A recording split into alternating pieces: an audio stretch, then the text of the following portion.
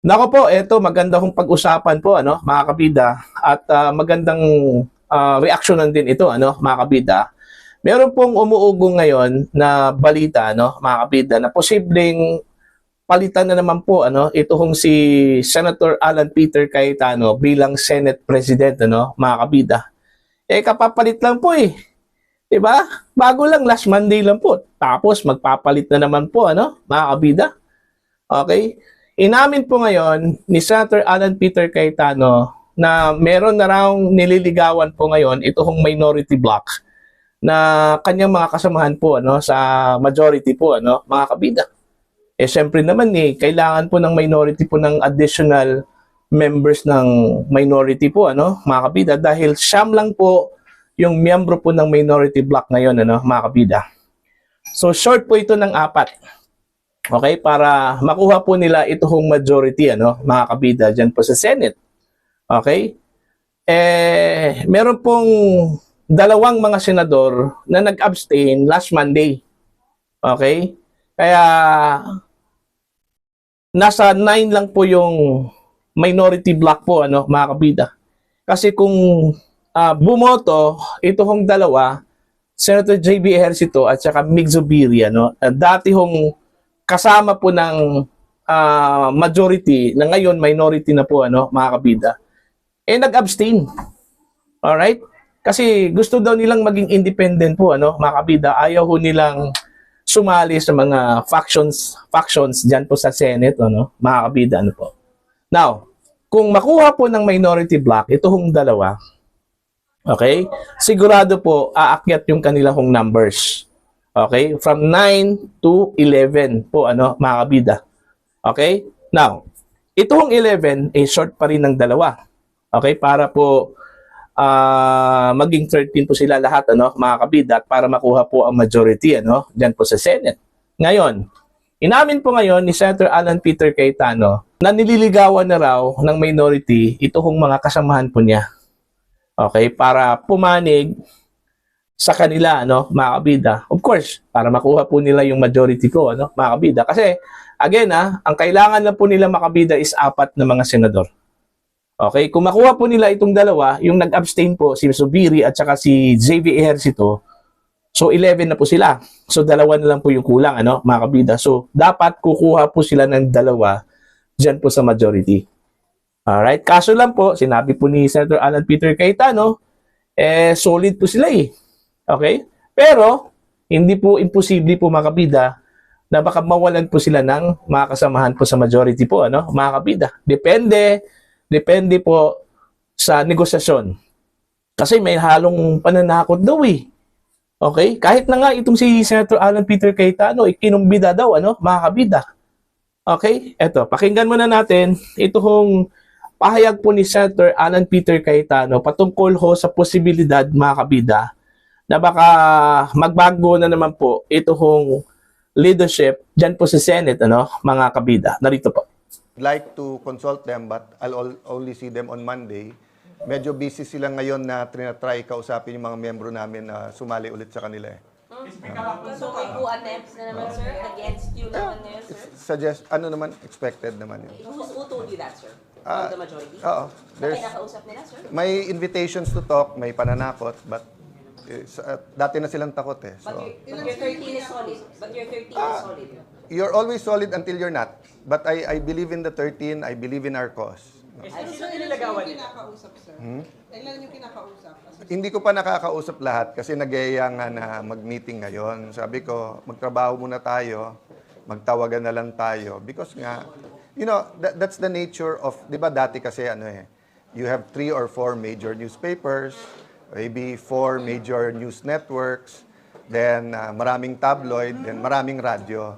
Ngayon kasi with SOCMED, anyone can say anything. Di ba? And anyone can interpret anything that way. But yun nga ang challenge ko ngayon.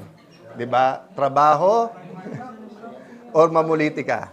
Di ba? So, my only choice is to do the work, then be completely honest with you.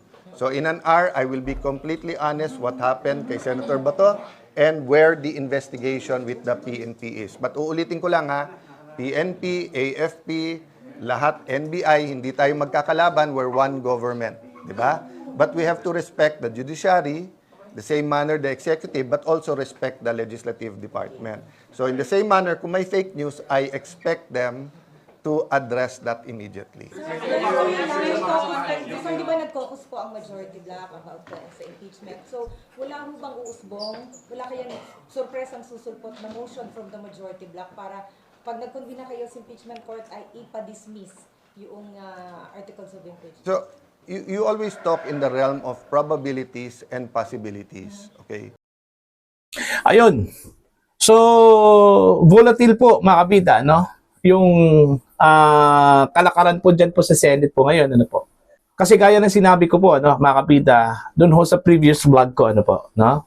Na ito hong numbers po ng majority, yung 13, napakanipis po, ano, mga kabida.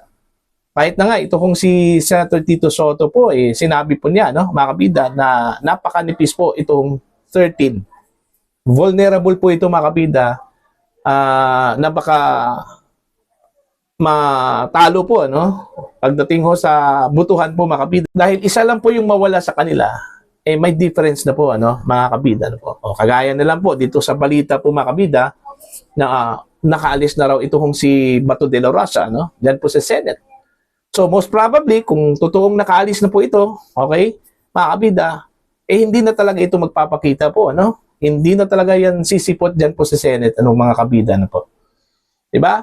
Kung hindi na po sa sisipot sa Senate, mawawalan po ng isa yung membro po ng majority block, ano, mga kabida. Kasi kailangan po ng physical presence, okay, during the voting, ano, kung sakali man po, may magtangkang ikudita po, mga kabida, ito yung majority block po, ano, diba?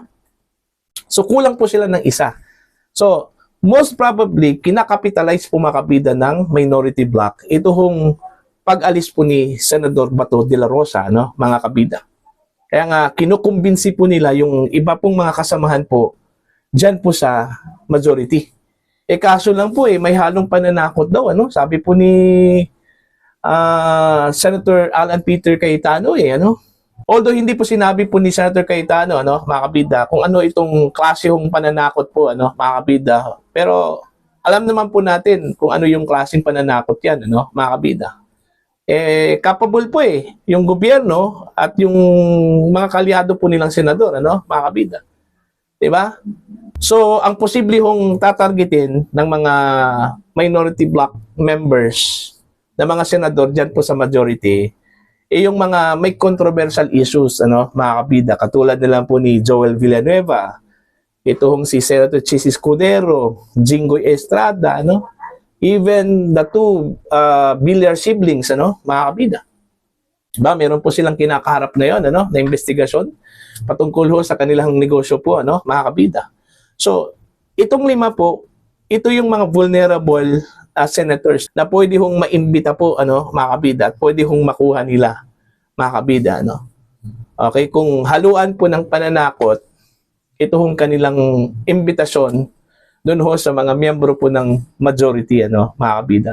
Kaya nga, volatile po, ito hong posisyon po ni Alan Peter Cayetano bilang Senate President, ano, mga kabida. Kasi anytime, pwede ho siyang palitan, mga kabida. Okay? Depende po sa negosasyon. Okay? Yun nga ang sinabi po ni, ano, ni Senator Tito Soto, magdedepende yung leaning po ng isang senador doon po sa issue, direction po ng majority, ano, mga kabida. Okay? At, syempre naman, may mga sweetener dyan, ano, mga kabida, para makumbinsi talaga, ano, itong mga senador na sumali po, ano, sa grupo po ni Senator Tito Soto, ano po, mga kabida. Diba? So, abangan po natin to kasi unang-una po, natanggap na po ng Senate itong articles of impeachment po, ano, mga kabida. So, most probably, makatuloy na po itong impeachment trial po, no, diyan po sa Senate. Pero as to the question kung kailan ho mag-convene itong impeachment court, ano, that remains to be seen, ano, mga kabida. Kasi sabi po ni Senator Alan Peter Cayetano, ano, sa kanilang grupo po, mga kabida, itong 13, wala hong isa po sa kanila ang nagsabi po mga kabida na ayaw po nila ng impeachment trial. Okay? Gusto ko nilang ituloy ang impeachment trial po, ano, mga kabida. Okay? So, wala hong question doon ho sa kung meron bang trial o wala, no? Dahil both minority at saka majority gusto ho nila ng trial. Yun yung malinaw po, ano? Yun yung sinabi po ni Senator Alan Peter Cayetano, ano, mga kabida. Dito lang po sila magkakatalo po kung sino po yung pagiging Senate President. Kung sino po ang majority po, ano, mga kabida. Pagdating ho ng trial po ni Vice President Sara Duterte. So, beginning today, okay, hanggang mag-umpisa itong trial, mga kabida, aabangan po natin yung posibilidad po, no, na baka magbago na naman po yung leadership po dyan sa Senado, mga kabida, no? Dahil inamin po ni Senator Alan Peter Cayetano na nililigawan na raw ng minority ito hong majority black, mga kabida. Okay? Kung sino man po yung grupo na makakuha po ng Magic 13, mga kabida, sila na po yung magiging next majority po, ano, mga kabida, ano po. So, para po sa inyo, ano po ang inyong opinion at pananaw po dito, ano, mga kabida? Dito sa sinabi po ni Senator Alan Peter Cayetano, ano, na posible hong makuha po ng minority yung majority muli, ano, mga kabida. Depende po sa negosasyon, mga kabida, no, dyan po sa Senate. Please comment down. Sa mga hindi po subscriber po sa channel, please subscribe. Just click the subscribe button, click the notification bell, click all para updated po kayo, mga kabida, sa aking mga uploads. Maraming salamat po sa inyo lahat.